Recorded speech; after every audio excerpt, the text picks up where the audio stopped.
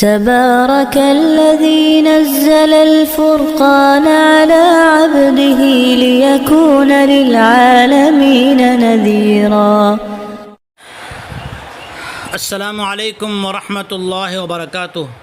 محترم سامعین، نبی علیہ الصلاۃ والسلام کی ہر ادا، ہر کام، ہر چیز، آپ علیہ الصلاۃ والسلام کی زندگی کا ہر گوشہ، ہر عمل اللہ رب العالمین نے رحمت للعالمین صلی اللہ علیہ وسلم کے ایک ایک ادا کو محفوظ کر کے انسانیت کو بتلایا کہ ان کا عمل بھی، چاہے وہ انسانیت والا ہو، چاہے عبادت والا ہو، چاہے اخلاق والا ہو، معاشرت والا ہو، کوئی بھی عمل، کوئی بھی کام فائدوں سے خالی نہیں ہے۔ فائدہ نہیں کہہ رہا ہوں، فائدوں سے خالی نہیں ہے۔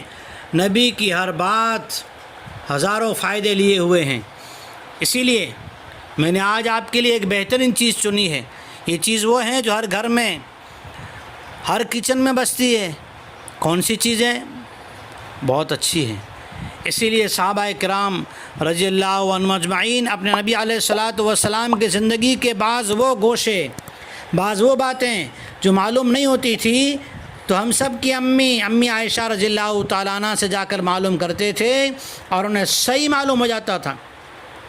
آپ کے سامنے میں ایک بہترین چیز لا رہا ہوں، نیت کر لیجئے۔ ابو داؤد شریف کی روایت ہے، ابن زید رضی اللہ تعالیٰ عنہ بیان کرتے ہیں کہ میں نے ام المؤمنین امی عائشہ صدیقہ رضی اللہ تعالیٰ عنہ سے پیاز کے بارے میں پوچھا، تو انہوں نے فرمایا کہ نبی کریم صلی اللہ علیہ وسلم نے زندگی کا آخری کھانا جو کھایا تھا اس میں بھی پیاز تھی۔